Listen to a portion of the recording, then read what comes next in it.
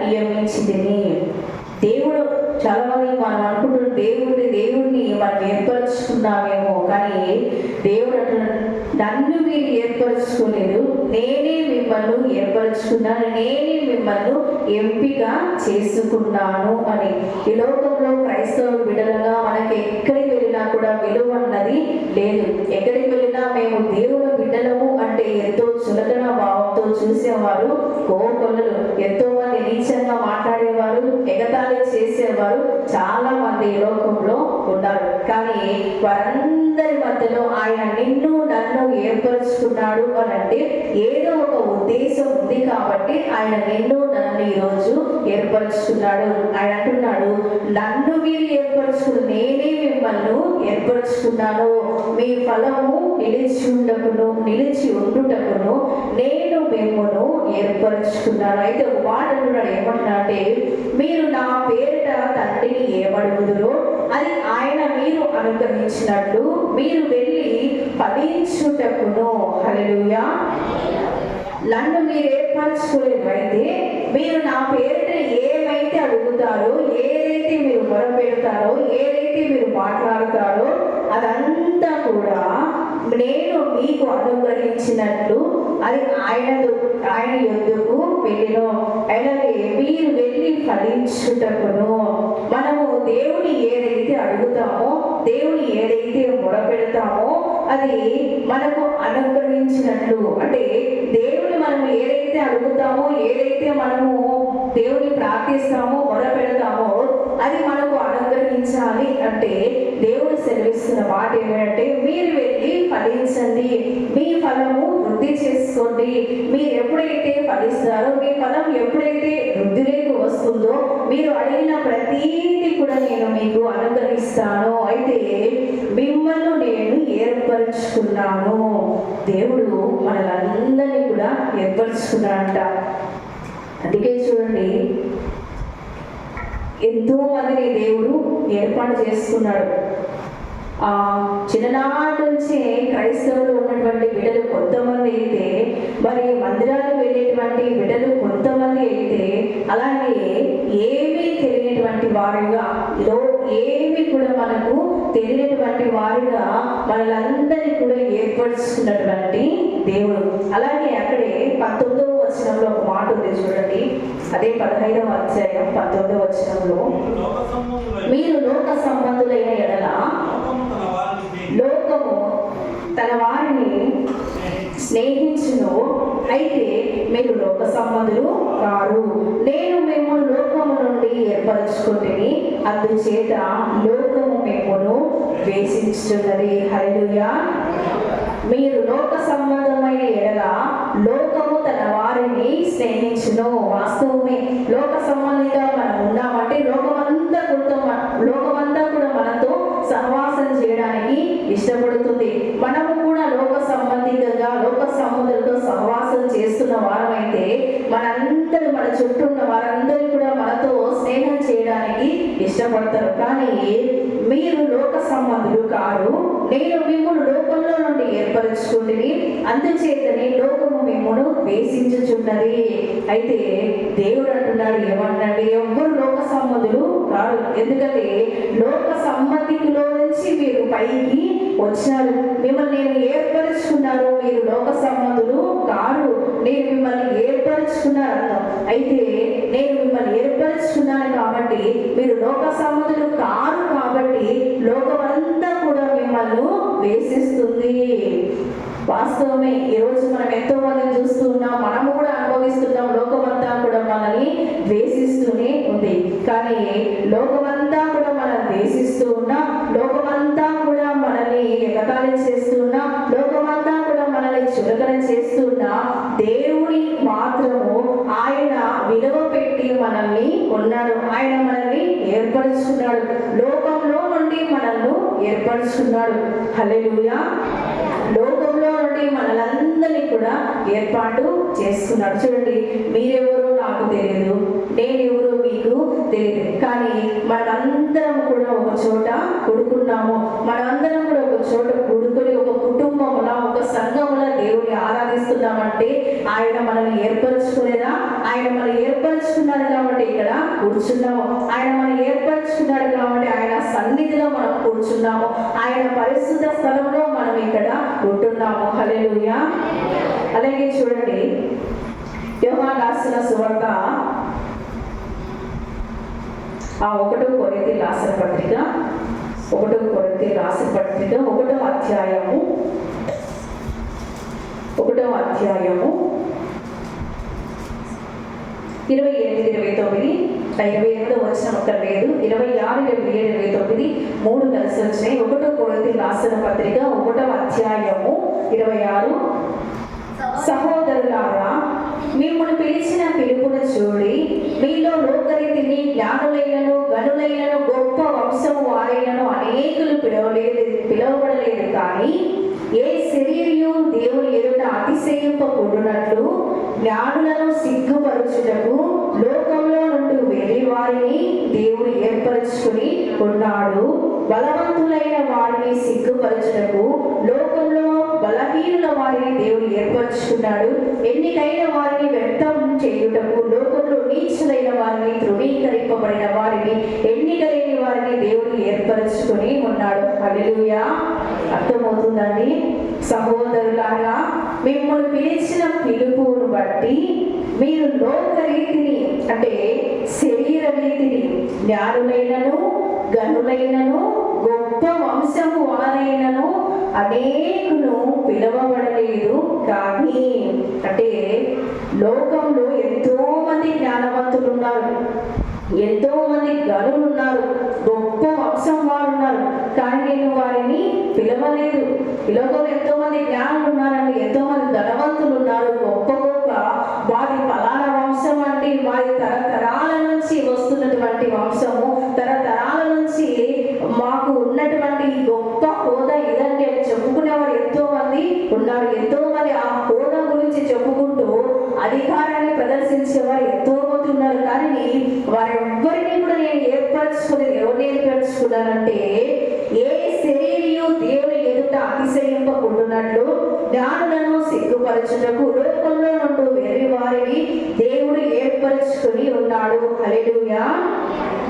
జ్ఞానుల్ని ఏర్పరచుకోలేదు, గనుల్ని ఏర్పరచుకోలేదు, ధనవంతుల్ని ఏర్పరచుకోలేదు, గొప్ప రాజుల్ని ఏర్పరచుకోలేదు, గొప్ప వంశం వారిని, ప్రధానమంత్రుల్ని, అధికారుల్ని, మంత్రుల్ని నేను ఏర్పరచుకోలేదు.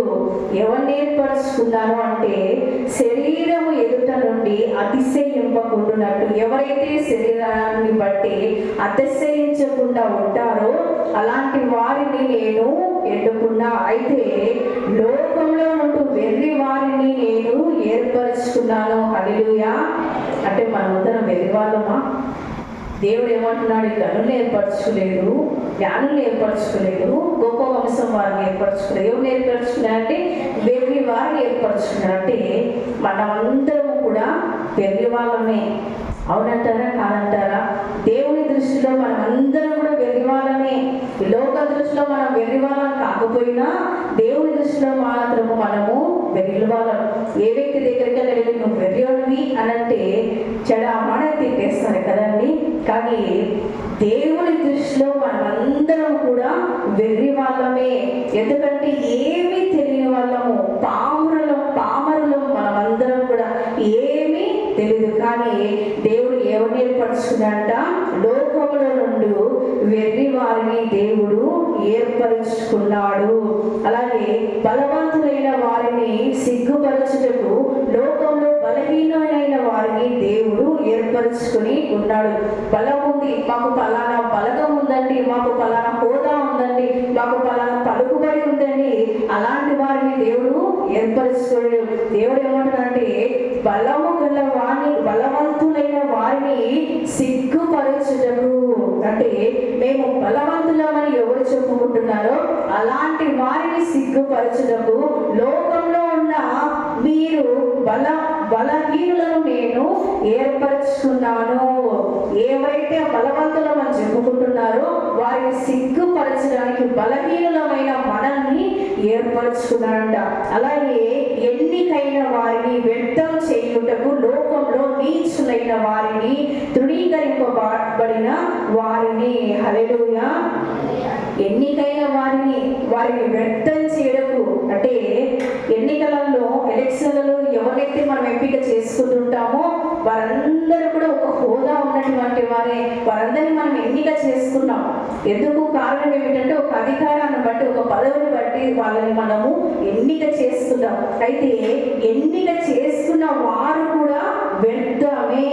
తృణీకరింపబడిన వారిని, ఎన్నిక లేని వారిని దేవుడు ఏర్పరచుకొని ఉన్నాడు. అంటే ఎవరినైతే తృణీకరిస్తారో, ఎవరినైతే ఎంపిక చేసుకోరో, ఎన్నిక లేని వారిని లోకంలో ఏ విధంగా ఎన్నిక లేకోకుండా ఏ విధంగా కూడా వారిని తృణీకరిస్తూ ఉంటారో అలాంటి వారిని నేను ఏర్పరచుకున్నాను. హల్లెలూయా. ఈరోజు మనలందరినీ కూడా దేవుడు ఏం చేశాడండి? ఏర్పరచుకున్నాడు, ఎన్నుకున్నాడు. మనలందరినీ కూడా ఆయన తన స్వరక్తం ఇచ్చి కొన్నాడు. హల్లెలూయా. లోకంలో జ్ఞానుల కోసమో, ధనవంతుల కోసమో, అలాగే గొప్ప వంశం వారి కోసమో ఆయన తన స్వరక్తాన్ని ఇచ్చి కొనలేదు. కేవలము బలహీనులైన మనల్ని, ఎన్నిక లేనటువంటి మనల్ని, వెర్రివాళ్ళమైనటువంటి మనల్ని దేవుడు ఏర్పరచుకున్నాడు. హల్లెలూయా. ఈరోజు నేను కూడా గర్వంగా చెప్పుకుంటానండి, నేను కూడా వెర్రిదాన్ని కానీ దేవుడు నన్ను ఏర్పరచుకున్నాడు అని నేను ఒక సాక్ష్యం ఇవ్వగలను. అయితే ఏ రోజు కూడా నేను మీతో నా సాక్ష్యాన్ని పంచుకోలేదు. ఆ అవకాశము, అవసరం ఇంకా రాలేదు. అది వచ్చినప్పుడు ఖచ్చితంగా నేను కూడా పంచుకుంటాను. కానీ నేను ఒక మాట చెప్పగలను. ఏమనంటే అంటే నా గడిచిపోయినటువంటి దినాలలో నేనేమనుకునేదాన్ని అంటే, ఈ ఊరు వదిలిపెట్టిన తర్వాత, వెళ్ళిపోయిన తర్వాత ఏమనుకున్నానంటే, చనిపోయేంత వరకు యాడికి మొహమే చూడను, చనిపోయేంత వరకు యాడికి అడుగే పెట్టను అని అనుకున్నానండి. కానీ దేవుడు ఏమనుకున్నాడు, దేవుడు ఏర్పాట్లు ఏమనుకున్నాడో, నేను ఈరోజు కూడా ఇక్కడే జీవిస్తున్నాను, ఈరోజు కూడా ఇక్కడే నేను బ్రతుకున్నాను. యాడికినో మరి కాలే పెట్టకూడదు అనుకున్నాను, అలాంటి చోటునే దేవుడు కాలు పెట్టించాడు. అలాంటి చోటునే దేవుడు నన్ను ఎంపిక చేసుకొని ఆయన ఎంతగానో వాడుకుంటున్నాను. హల్లెలూయా. దేవుని కృపను బట్టి నేను హెచ్చింపబడ్డాను. దేవుని కృపను బట్టి నేను ఇక్కడ ఉండగలుగుతున్నాను. దేవుని కృపను బట్టి నేను ఇక్కడ వాడబడుతున్నాను. దేవుని కృపను బట్టి నేను బోధించగలుగుతున్నాను. హల్లెలూయా. ఆయన అంటున్నాడు కదా, వెర్రి వారిని నేను ఏర్పరచుకుంటాను అని. మనమందరం కూడా వెర్రి వాళ్ళమే. మనకి ఎంతో జ్ఞానం ఉందని మనం అనుకుంటాము, కానీ మనము దేవుని దృష్టిలో వెర్రి వాళ్ళమే. మన ఎంపిక లేనటువంటి వారు. ముందు చెప్పుకున్నట్టుగా నేనెవరు మీకు తెలియదు, మీరెవరు నాకు కూడా తెలియదు. కానీ మనమందరం కూడా ఒక చోట కూడుకున్నామంటే అది దేవుడు ఏర్పరచుకున్నాడు కాబట్టి, దేవుడు మనల్ని ఎంపిక చేసుకున్నాడు కాబట్టి మనమందరం కూడా ఒక కుటుంబంగా, ఒక సంఘంగా దేవుణ్ణి ఆరాధిస్తున్నాం. హల్లెలూయా. దేవునికి మహిమ కలుగును గాక. ఆమేన్. అందుకే బలహీనులైన వారిని ఏర్పాటు చేసుకుంటా. ఎవరినైతే తృణీకరిస్తారో, ఎవరినైతే వెలివేస్తారో అలాంటి వారిని నేను ఎంచుకుంటాను అని.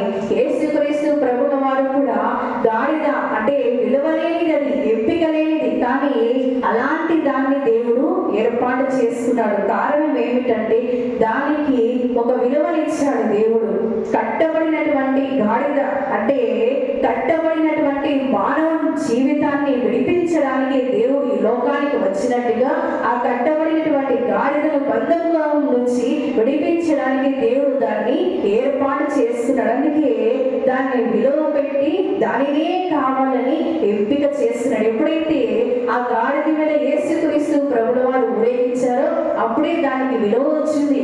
అప్పుడే దాన్ని అది ఏదో ఒక పెద్ద బంగారంలా, వజ్రంలా, మరి డైమండ్లా దాన్ని అందరూ కూడా అనుకుంటున్నారు. అది ఒక గాడిదంటే మూలన ఉండేది, ఎంపిక లేనిది. దాన్ని ఎప్పుడైతే యేసుక్రీస్తు ప్రభుల వారు వాడుకున్నాడో అప్పుడే దానికి విలువ వచ్చింది. హల్లెలూయా. ఈరోజు నిన్ను నన్ను ఏర్పరచుకున్నాడు దేవుడు. ఎప్పుడైతే దేవుడు నిన్ను నన్ను ఏర్పరచుకుని ఆయన సొత్తుగా మలుచుకున్నాడో, ఆయన తన కోసం మనల్ని వాడుకుంటున్నాడో, అప్పుడు మనకందరికీ కూడా ఏమొచ్చింది? విలువ వచ్చింది. హల్లెలూయా. ఈరోజు దేవుని బిడ్డలుగా, క్రైస్తవ బిడ్డలుగా ఈ లోకంలో మనకి ఎక్కడ విలువ లేకపోయినా, ఏ చోట మనకు మర్యాద లేకపోయినా, ఏ చోట మనకి హోదా అన్నది లేకపోయినా, వాళ్ళు మనకి ఏమి ఇవ్వకపోయినా దేవుని దగ్గర మాత్రము మనకు ప్రతిఫలము ఉంది. ఎందుకంటే దేవుడు మనల్ని ఏర్పాటు చేసుకున్నాడు. అలాగే ఆయన తన విలువలో మనలందరినీ కూడా ఉంచాడు. హల్లెలూయా. అదే ఈ లోకంలో హోదా లేదని, అధికారం లేదని, విలువ లేదని మీరు బాధపడద్దండి. పరలోకంలో మనకి గొప్ప విలువ ఉంది, గొప్ప అధికారం ఉంది, గొప్ప హోదా మనకు ఉంది. హల్లెలూయా. చూడండి, అక్కడే ఎఫెసీయులకు రాసిన పత్రిక, ఎఫెసీయులు 1వ అధ్యాయము, ఎఫెసీయులు 1వ అధ్యాయము 6వ వచనంలో మధ్యలో నుంచి మనం చదువుకుందాము. మనము మన ఎదుట పరిశుద్ధులమును నిర్దోషులమునై ఉండవలనని జగత్తు పునాది వేయబడక మునిపే ప్రేమ చేత ఆయన క్రీస్తులో మనను ఏర్పరచుకొనెను. హల్లెలూయా. ఎఫెసీయులకు రాసిన పత్రిక 1వ అధ్యాయంలో మధ్యలో నుంచి నేను చదివాను. పరిశుద్ధులమును నిర్దోషులమునై ఉండవలనని జగత్తు పునాది వేయబడక మునిపే ప్రేమ చేత ఆయన క్రీస్తులో మనలను ఏర్పరచుకొనెను. హల్లెలూయా. జగత్తు పునాది వేయబడక మునిపే ఆయన తన ప్రేమలో మనల్ని ఏర్పాటు చేసుకున్నట్టు ఎంత గొప్ప వాక్యం కదండి. మనకి పిల్లలు పుట్టేంత వరకు తెలియదు. ఆడపిల్లలు పుడతారో మగపిల్లలు పుడతారో వాళ్ళు వచ్చేంత వరకు కూడా మనకు తెలియదు. వాళ్ళు వచ్చిన తర్వాత వాళ్ళ మీద ప్రేమను చూపిస్తాం. కానీ దేవుడు ఏమంటున్నాడంటే, జగత్తు పునాది వేయబడక మునిపే నా ప్రేమలో, అంటే క్రీస్తు ప్రేమలో ఆయన మనలందరినీ కూడా ఏర్పాటు చేసుకున్నాడంట. హల్లెలూయా. ఈ జగత్తు పునాది వేయబడక మునిపే, ఈ భూమి ఇంకా సృష్టింపబడక మునిపే ఆయన మనలందరినీ కూడా తన ప్రేమలో ఏర్పాటు చేసుకున్నాడంట. మన పిల్లలు పుట్టేంత వరకు వాళ్ళ మీద ప్రేమ చూపించాం. కానీ దేవుడు మనల్ని పుట్టక మునిపే మనల మీద ప్రేమను చూపి ఆయన మనలందరినీ ఏర్పాటు చేసుకున్నాడంట. ఎంత గొప్ప భాగ్యం కదండి. మనముగా పుట్టక ముందే ఆయన మనల్ని ఏర్పాటు చేసుకున్నాడంటే గొప్ప విషయమే. మన పిల్లలకే మనము వాళ్ళు పుట్టేంత వరకు ఏ ప్రేమ పంచాం. అలాంటిది దేవుడు ఏమీ కాని నిన్ను నన్ను, ఏ అర్హత లేని నిన్ను నన్ను, ఏ యోగ్యత లేని నిన్ను నన్ను, దేనికి పనికిరాని నిన్ను నన్ను మనం పుట్టక ముందే ఆయన ఏర్పాటు చేసుకున్నాడంట. మనం పుట్టక ముందే ఆయన మనల్ని విలువ పెట్టి ఉన్నాడంట. మనం పుట్టక ముందే ఆయన మనల్ని ఎంపిక చేసుకున్నాడంట. హల్లెలూయా. ఆయనైతే మనల్ని ఏర్పాటు చేసుకున్నాడు, మంచిదే. కానీ మనము ఆయన్ని ఏర్పాటు చేసుకుంటున్నామా? హల్లెలూయా. చూడండి, 1వ కొరింథీయులకు రాసిన పత్రిక 6వ అధ్యాయం, 1వ కొరింథీయులకు రాసిన పత్రిక 6వ అధ్యాయము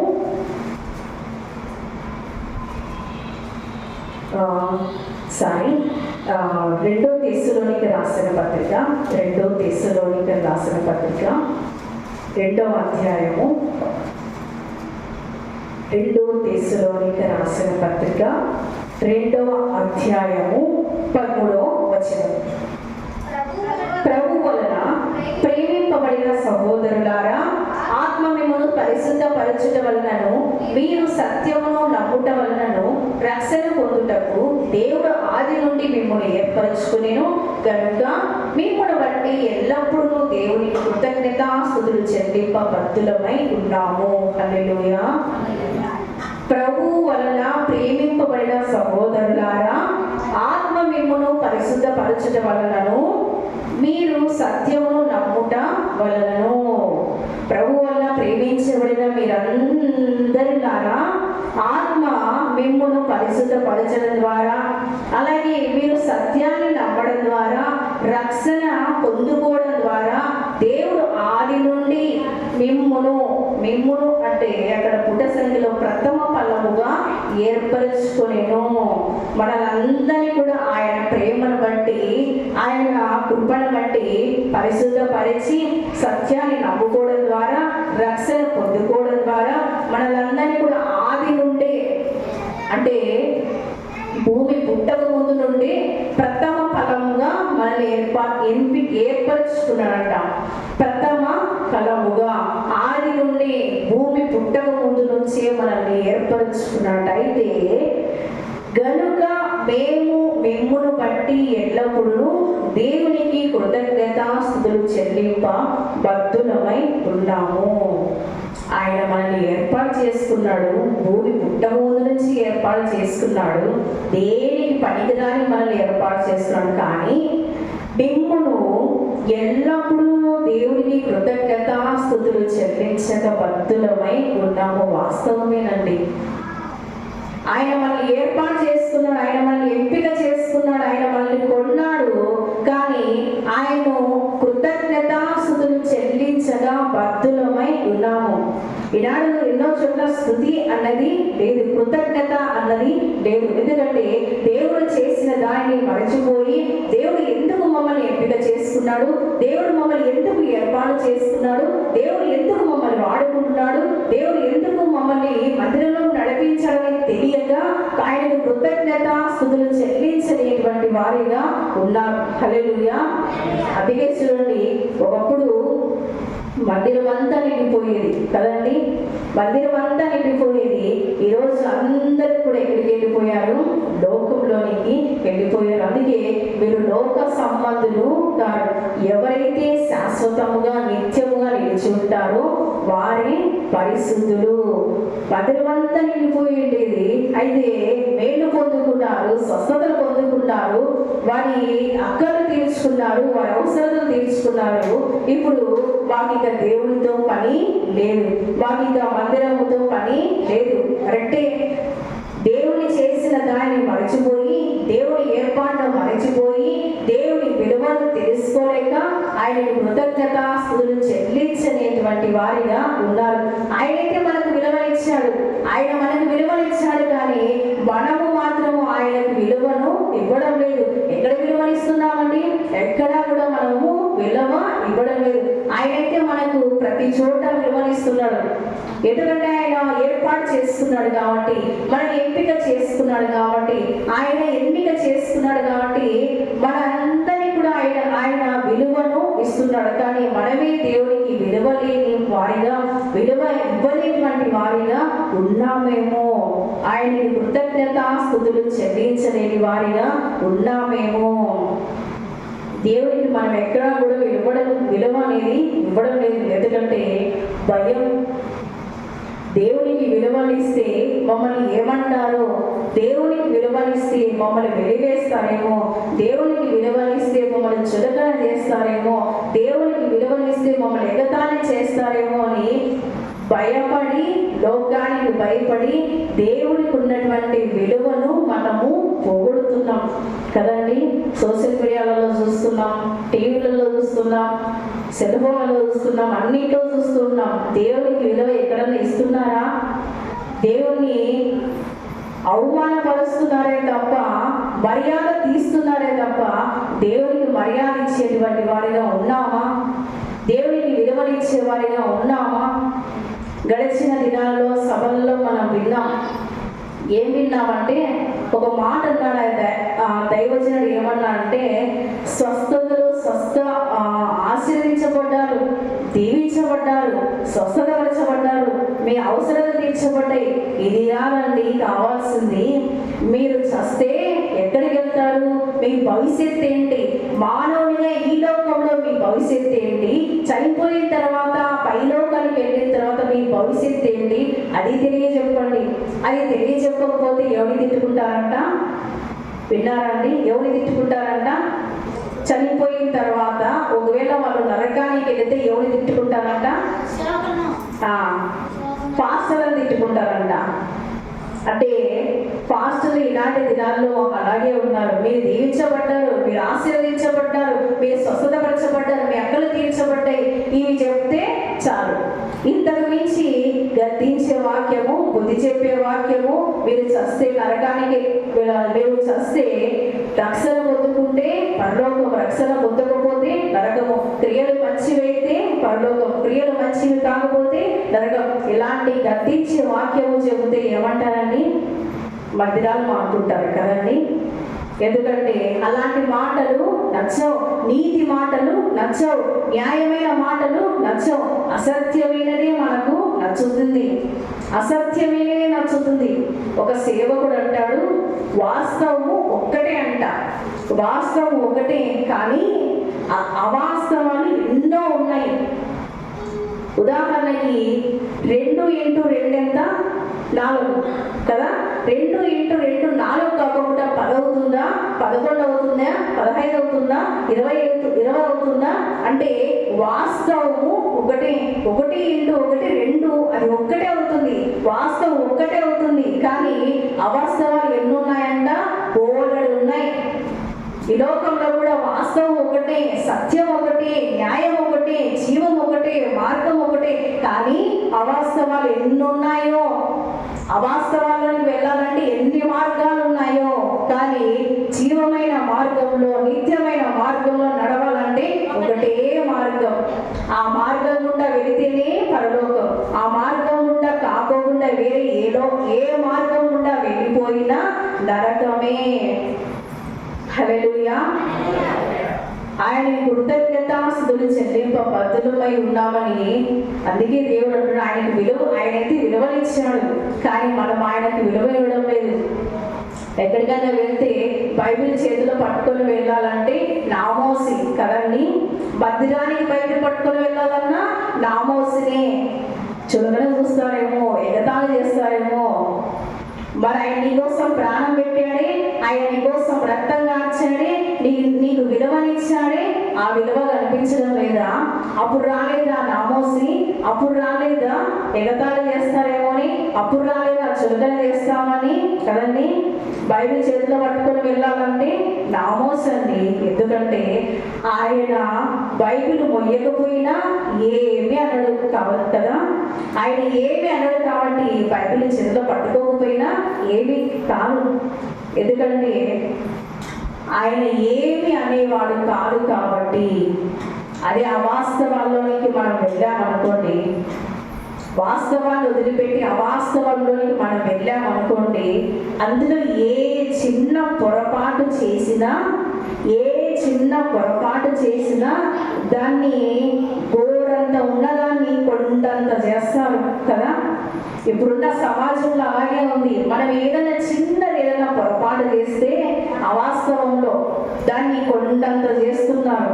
అదే వాస్తవంలో పొరపాటు చేస్తే దేవుడు ఏమనడం లేదు కదండి. అందుకే చూసి చూడనట్టు వెళ్ళిపోతున్నారు. అయితే ఆయన ఒక మాట ఉన్నాడు, ఏమంటే చూసి చూడనట్టు వెళ్ళిపోతున్నాడని. నువ్వు కూడా చూసి చూడనట్టు వెళ్ళిపోతున్నావు అనుకో, ఒక రోజు ఆయన వస్తాడు, అప్పుడు ఆయన కూడా నేను చూసి చూడనట్టుగానే వెళ్ళిపోతాడు. హల్లెలూయా. ఆయన కూడా ఆ రోజు వచ్చిన రోజు చూసి చూడనట్టుగా వెళ్ళిపోతే నీ గతి నా గతి ఏమవుతుందో ఊహించుకుంటేనే భయం వేస్తుంది, తలంచుకుంటేనే భయం వేస్తుంది. వాస్తవానికి ఆయన ఉన్న ఆ 2 రోజులు కూడా ఆయన మాట్లాడిన ఆ మాటలు అన్నీ కూడా భయంకరంగా, అంటే భయం పుట్టించేగా మాటలు ఉన్నాయి. ఆ మాటలు నిజంగా వింటుంటే భయం వచ్చేస్తుంది, వణుకు వచ్చేస్తుంది. నిజంగా మానవుని జీవితము, మానవుని భవిష్యత్తు ఇలాగా ఉంటుందా? ఎందుకంటే మనకి ప్రకటన గ్రంథం మనం కూడా చదువుతామే తప్ప అందులో ఉన్న వాస్తవాలు మనకు తెలియదు, అందులో ఉన్న మర్మాలు మనకు తెలియదు. ఎందుకంటే కొన్ని మాటలు మనకి అర్థం కావు. కేవలం అది చదవడం వరకే. దానిని పూర్తిగా మరి అర్థం చెప్పేవారు, పూర్తిగా బోధించేవారు మనకి అరుదుగా ఉన్నారు. ఆయన నిజంగా మాటలు చెబుతుంటే వణుకొచ్చేస్తుంది. ఈరోజు ఆయన నిన్ను నన్ను కొన్నాడు. నేను ఆయన ఏర్పాటులో ఉన్నాం, నిన్ను నన్ను ఆయన విలువ పెట్టి కొన్నాడు. అందుకే విలువ పెట్టి కొనబడిన వారులారా నా నామాన్ని గణపరచండి, నా నామాన్ని స్తుతించండి. చూడండి, ఒకటో కొరింథీ పత్రికలో 1 కొరింథీ రాసిన పత్రిక 6వ అధ్యాయంలో విలువ పెట్టి కొనబడిన వారులారా, 1 కొరింథీల పత్రిక 6వ అధ్యాయం 20వ వచనంలో విలువ పెట్టి కొనబడిన వారు కనుక మీ దేహముతో దేవుణ్ణి మహిమపరచుడి. అలాగే 7వ అధ్యాయంలో 23వ వచనంలో కూడా ఒక మాట ఉంటుంది, మీరు విలువ పెట్టి కొనబడిన వారు కనుక మనస్సులకు దాసులు కాకండి. విలువ పెట్టి ఆయన మనల్ని కొన్నాడు కాబట్టి మన దేహముతో ఆయన్ని మహిమపరచాలంట. మన దేహంతో ఆయన మహిమపరచాలంటే మన దేహంతో దేవుని మహిమపరచండి అంటే దేవుని అవమానపరుస్తున్నాం. విలువ పెట్టి కొన్నాను, మనసులకు దాసులు కాకండి, నాకు దాసులు కండి అంటే మనుషులకి ఏ దాసులం అవుతాం? మాకు దేవునికి దాసులుగా ఉండడం ఇష్టం లేదండి, మాకు దేవుని మహిమపరచడం ఇష్టం లేదండి. మా శరీరముతో మాకు ఎంతో ఆశ ఉంది, మాకు ఇంకా ఎన్నో కోరికలు ఉన్నాయి, అవన్నీ తీర్చుకోవాలా. అవన్నీ కూడా తీర్చుకున్న తర్వాత చివరాకల్లో దేవుని మహిమపరుస్తాంలేండి. చివరాకల్లో మేము మనసులకు ఆ దేవునికి దాసులుగా కాకుండా మనుషులకి మేము దాసులుగా ఉంటాము. చివరి దినాల్లో మేము దేవునికి దాసులుగా ఉంటాంలేండి. ఎందుకంటే దేవుడు చూడడు కాబట్టి, దేవుడు గద్దించడు కాబట్టి, దేవుడు చూసి చూడనట్టు ఉంటాడు కాబట్టి మనం అనుకుంటున్నాం ఆయన చూసి చూడనట్టు ఉన్నాడు అని. కానీ దాని పరిణామము వెనకాల ఎంత ఉంటుందో అది తట్టుకోవాలన్నా కూడా మనకి శక్తి చాలదు. అందుకే విలువ పెట్టి ఆయన మిమ్మల్ని కొన్నాడు, మీ దేహముతో దేవుణ్ణి మహిమపరచండి. విలువ పెట్టి ఆయన మనల్ని కొన్నాడు, కేవలము మనసులకు దాసులు కాకోకుండా దేవునికే దాసులు అయి మనము ఉండాలి అని. అందుకే మత్తయి సువార్తలో మాట ఉంటుంది, ఏమనంటే ప్రాణముతో పాటు ఆ ప్రాణాన్ని మాత్రమే, అంటే శరీరాన్ని మాత్రమే చంపే మనుషులకు కాదు మీరు భయపడాల్సింది, ప్రాణంతో పాటు దేహంతో పాటు ఆత్మని ఎవరైతే చంపుతారో వారికే మనము భయపడాలంట. దేహాన్ని ఆత్మను ఒక్కసారి చంపుతారు, ప్రాణాన్ని కూడా ఒక్కసారి తీస్తారు, ప్రాణాన్ని ఒకసారి తీస్తారు. కానీ ఈ ప్రాణము ఈ లోకంలో ఒకసారి వదిలిపెట్టిపోతే ఆ పరలోకంలో మళ్ళీ తిరిగి లేపబడుతుంది. హల్లెలూయా. కానీ ప్రాణము ఆత్మ ఈ రెండింటికి కూడా మనం భయపడి, మనం ఈ లోకంలో ఉన్న మనసులకు మనం భయపడితే ఆ పరలోకంలో మళ్ళీ మనం తిరిగి లేపబడం. ఐజయా మరి సేవకులుగా ఒక మాట ఉన్నాడు, ఏమన్నాడంటే మీరు పరలోకంలో కూడా కొత్త శరీరముతో లేపబడతారు అని. మనకి ఈ లోకంలో ఈ శరీరం వదిలేసినా మనకి ఈ లోకంలో ఈ శరీరంతో మనకు అవసరమే లేదు. ఈ శరీరాన్ని వదిలేద్దాం, ఈ శరీరంతో మనకి పని ఏమీ లేదు. కేవలం మన పని దేవుని మహిమపరచడమే, దేవునికి దాసునిగా ఉండడమే, దేవునికి విలువనివ్వడమే, దేవుని గణపరచడమే. ఇది తప్ప మనం చేయాల్సిన పని ఏమీ కూడా లేదు. ఆ కొత్త శరీరం మనకు కావాలి అంటే ఆయన విలువ పెట్టి కొనబడినటువంటి నీవు నేను ఆయనకు విలువలు ఇచ్చేవారిగా మనము ఉండాలి అని దేవుడు కోరుకుంటున్నాడు. హల్లెలూయా. దేవుడు ఎంతో చక్కగా మనందరినీ కూడా విలువ పెట్టి కొన్నాడు. ఆయన తన స్వరక్తాన్ని ఇచ్చి తన స్వహస్తాలతో మనల్ని చేసి నీవు నేను ఈరోజు ఊపిరి తీసుకుంటున్నామంటే అది కేవలము ఆయన ఇచ్చినటువంటి ఆ జీవవాయువును బట్టి. ఆ జీవవాయువు ఊదున్నటువంటి ఆ జీవాత్మ నరునిగా ఆయన ఉన్నట్టుగా ఈరోజు మనం అందరం కూడా నరులుగా ఉన్నాం. జగత్తు పునాది వెయ్యబడక మునిపే, అంటే సృష్టి ఇంకా పుట్టింపబడక మునిపే ఆయన నిన్ను నన్ను ఏర్పాటు చేస్తున్నాడంట. నిన్ను నన్ను ఆయన ప్రేమిస్తున్నాడంట. మనం ఇంకా పుట్టలేదండి, మనకి ఇంకా ఆకారమే రాలేదు, మనకి ఇంకా రూపమే రాలేదు. అలాంటి నిన్ను నన్ను ఆయన ప్రేమిస్తున్నాడంట, ఏర్పాటు చేస్తున్నాడంట. చూడండి, పిల్లలు అందంగా లేకపోతే, రూపం చక్కగా లేకపోతే అసహించుకుంటాం కదండి, అసహించుకుంటాం. కొంతమంది తల్లిదండ్రులు అయితే అసహ్యంగా ఉన్నారు, రూపమే లేదు, కానీ చెత్త కుండీలలో అక్కడక్కడ పడేసే తల్లిదండ్రులు ఎంతో మంది ఈ కాలంలో ఉండనే ఉన్నారు, మనం చూస్తూనే ఉన్నాం. కానీ నీవు నేను ఆకారం సరిగ్గా లేకపోయినా, రూపం సరిగ్గా లేకపోయినా, మన అవయవాలు సరిగ్గా లేకపోయినా నిన్ను నన్ను ఆయన ఏం చేస్తారంట? ప్రేమించారంట, విలువ పెట్టారంట, కొన్నారంట. ఎంత గొప్ప భాగ్యం కదండి. ఈరోజు మనమందరం చక్కగా చేతులు ఉన్నాయి, కాళ్ళు ఉన్నాయి, నోరు ఉంది, చెవులు ఉన్నాయి, అన్నీ కూడా ఉన్నాయి, అన్ని అవయవాలు పనిచేస్తున్నాయి. కానీ దేవుడిని మాత్రము మహిమపరచలేకపోతున్నాం, దేవుడికి మాత్రము విలువ ఇవ్వలేకపోతున్నాం. ఈ రాకడ దినాల్లో మనం ఉన్నాము, భయంకరమైన దినాల్లో మనము ఉన్నాం. ఎప్పుడు వస్తుందో తెలియదు, కానీ దేవుడు ఒకటే కోరుకుంటున్నాడు, నీవు ఆయనకు విలువించేవాడిగా ఉన్నావా? నీవు ఆయన గణపరిచిన వారిగా ఉన్నావా? నీవు ఆయన మహిమపరిచే వారిగా ఉన్నావా? మనం ఎక్కడున్నా సరే ఆయనకు విలువను తేవాలి, ఎలాంటి స్థితిలో ఉన్నా సరే ఆయనకు మహిమ తేవాలి. ఎందుకంటే ఆయన మనల్ని కొన్నాడు, మనల్ని ఎంపిక చేసుకున్నాడు, ఏర్పాటు చేసుకున్నాడు. ఆయన స్వరక్తాన్ని ఇచ్చి, ఎవరో రక్తాన్ని ఇచ్చి ఆయన కొనలే, తన స్వరక్తాన్ని చేశాడు. ఎందుకంటే వేరే వాళ్ళ రక్తము బట్టి కొంటే అది ఎందుకు పనికి రాకుండా పోతుంది. నీ రక్తాన్ని, నా రక్తాన్ని ప్రపంచం కోసం ధరపోసి ఏమైనా పనికి వస్తుందా? దేనికి పనికిరాదు. ఎందుకంటే నీవు నేను పాపాత్ములమై ఉన్నాము, పరిశుద్ధులముగా లేవు. అయితే ఆయన కృపను బట్టి, ఆయన రక్తాన్ని బట్టి మనం పరిశుద్ధులుగా ఇప్పుడు మారాము అనుకోండి. కానీ పుట్టిన నాటి నుంచి చనిపోయేంత వరకు కూడా పరిశుద్ధుల రక్తమే కావాలి.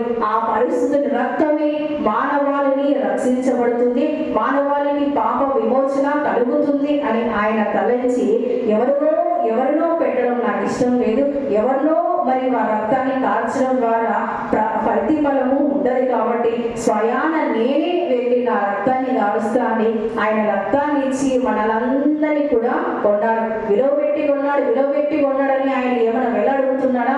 నేను విలువ పెట్టి కొన్నాను కదా, నేను విలువ పెట్టి కొన్నదానికి నాకు ఇన్ని కోట్లు కావాలి, ఇన్ని లక్షలు కావాలి అని ఆయన ఏది కూడా అడగడం లేదు. ఈ లోకంలో ప్రతి వస్తువుకి వెల ఉంది, అందులో విలువగలిగిన వస్తువు అయితే దాని ఖర్చు ఇంకా ఎక్కువ, దాని ఖరీదు ఇంకా ఎక్కువ.